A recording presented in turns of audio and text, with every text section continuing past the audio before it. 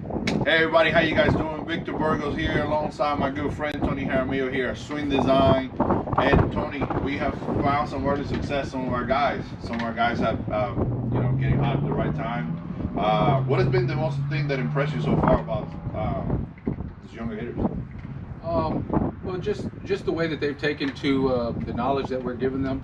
The one thing you know about hitting is that the credit all goes to the hitter, because once they get in the box, they're the ones that have to do it. So, we're just relaying a message, and for them to be able to apply it, all the credit goes to them. Has it been different working with professionals on a daily basis to now, sporadically? I mean, a lot of our hitters, they come once or twice at the most a week. Has it been any difference, or just the message still, obviously the message still the same, but Well, definitely at the amateur level, they don't, it's not every day. So that being said, you really want to push these guys to get their work in every day, even if they're not playing, even if it's just visualization or dry reps. But getting them to work like a big leaguer will definitely allow them to, develop a routine to have more consistency. So it's I understand at the amateur level they're not able to play every day, but making them aware that they can get their work in every day is what will separate them. now let's shift gears a little bit. Let's talk about spring training that is almost about 3/4 the way done. What's happening right now? What's happening? Veteran guys, rookie guys. What's happening? Well, at this point of spring training, they're basically winding down. A lot of the players are probably getting ready to ship their cars, find out where they're going to stay if they hadn't already done that. Most of the veteran guys have, but a lot of the younger players, they're still trying to find their way. But as far as at the plate, I would say if they hadn't found it yet, they're probably hitting the panic button a little bit right now. So they're trying to speed it up and have more competitive bats going into this regular season. But yeah, it's some of those guys are heart rate slow right now, but there's some other young ones and some older ones that are wondering, am I going to find it? So I know this house and you, MLB Network, MLB games all day long. Something impress you, or something that you would say, wow, as far as, it don't have to be nobody in particular, but something that you've seen, a trend in hitters, something that you like, wow, they're going back to this? Well, I mean, obviously just watching the games and seeing some of the success that some of the hitters are having, you're starting to see the trend go back toward being a more consistent hitter. More of a line drive approach, get on base, move the runners. You're starting to see with some of the players basically, saying they want to get back to the way they were when they came up, which is, anyone that knows the game, they're telling you that, basically this launch angle error has basically messed their swing up. So you see a lot of them getting back to the basics, more of an A to B approach, and just, trying to get on base and be the best hitter you can be. I don't know where that went wrong, what happened to how about I be the best hitter I can be, and also, you wonder where opposite field hitting went. You don't see that as much, especially at the amateur level. Trying to teach these kids to learn how to hit the ball the other way is very important. But even at the big league level, they don't trust staying that way, and that's a problem. You said it best the other day when you said, hey, you should not be afraid of taking that hit the other way. You made a great golf analogy, saying that, hey, you can always pull that club away and go the other way. Well, definitely. I learned that one from Joey Votto. He said, I've always got to have different clubs in my bag depending on the pitchers I'm facing. And but he did say, I've got to have that single to left. I've got to be able to pull that club out of my bag any day.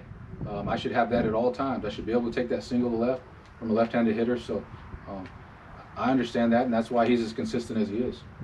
Now we're sitting here today, and we're going to discuss something very unique, something that it seems to me like it's getting overlooked, and based on our previous talk that we were having over this time, dynamic balance and rhythm, two subjects that we believe here at Swing Design is being overlooked. Let's talk about what is dynamic balance, and then we go back to talk a little bit more like how is this so important in the hitter swing. Okay, well, dynamic balance is very important. you know, here at Swing Design, we believe that you got to have balance from start to finish, and balance these days is really, I think, kind of overlooked. The kids are too worried about swinging and, you know, lifting the ball and getting in the air, and, you know, not focused on starting with a good balanced and athletic position. Okay, so when we talk about dynamic balance, generally you want to be about shoulder width apart, kind of straighten your legs out, put a slight bend in the knees, feeling the weight to the inside, and from here you want to feel the weight in your heels, almost as if you're feeling stacked. I want to feel the weight in my heels because that's where I get the most ground force, is with the weight in my heels. But here's the catch. I've got to be able to take the weight from my heel and instep and compress it to the middle. So I want to stand up straight, slight bend, put the weight in my heels, and kind of compress in the middle as if I'm playing defense, I'm playing linebacker, or I'm fielding a ground ball, something athletic.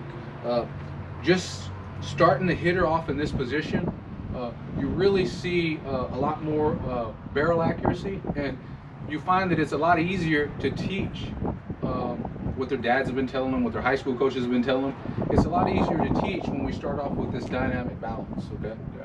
Not only that, it's important to maintain the athleticism throughout everything. So, no doubt. You know what?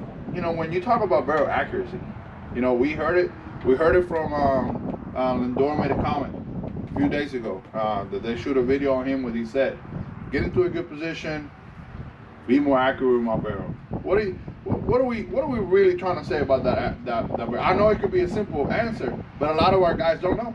Yeah, well, when we're talking about barrel accuracy, we're talking about not missing good pitches to hit. You know, if you catch yourself fouling off good pitches to hit, you're not going to get those pitches back. So at the major league level, you know, you want to be on point. So, you know, when he's talking about barrel accuracy, he's talking about maintaining my barrel above the baseball until contact, so I can make sure I'm to and through the ball. Okay, but as he said it clearly. By me getting into a better hitting position, that will allow me to be more accurate with my barrel. And for everyone at home, you know, in the major leagues, there's no days off. So when you talk about barrel accuracy, if you're talking about facing DeGrom or Syndergaard or Scherzer, Strasburg, Corbin, these kind of guys, you've got to be as A to B as possible. If there's any of this in there, it's going to be tough to eat in the major leagues. So, you know, that being said, the balance is going to allow me to be more accurate here, as Lindor said, getting into a good position to hit. Now there's a term out there that say, hey, we got to dance with that pitcher, and there's a partner that goes with that balance, and it's called rhythm. You know, that rhythm, that dancing with the pitcher.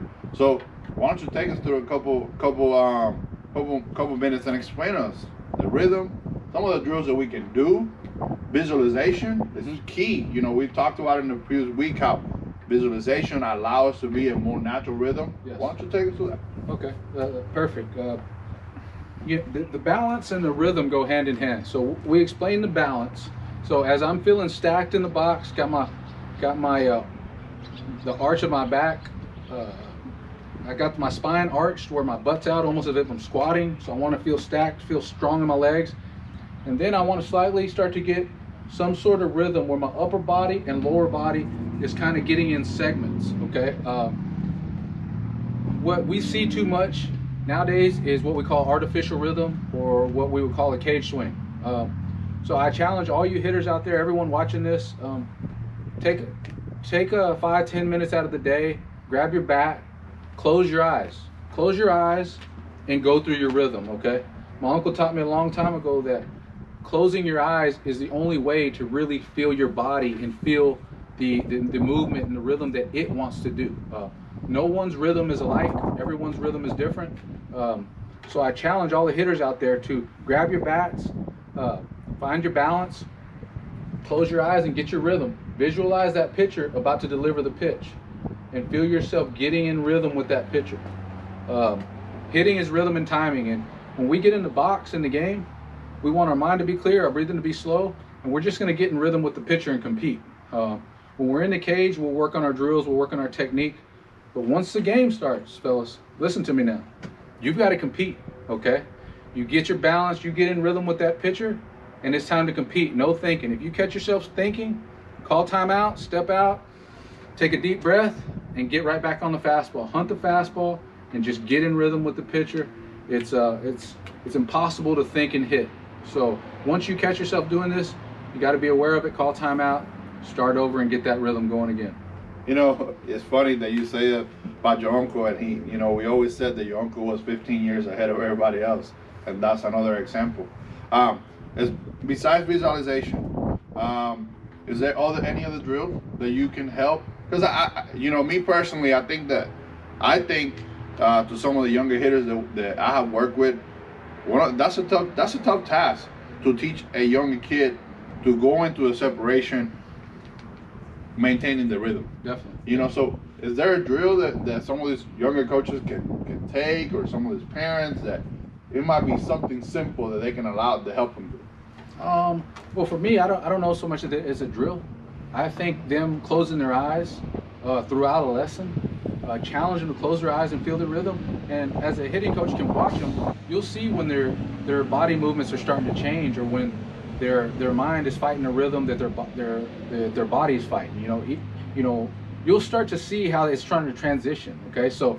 But without closing the eyes, they won't feel it. Okay, so that's why it's so important to close your eyes and find out the kind of rhythm that your body wants to do. Well, guys, there you have it. Another great episode, Rhythm and Balance.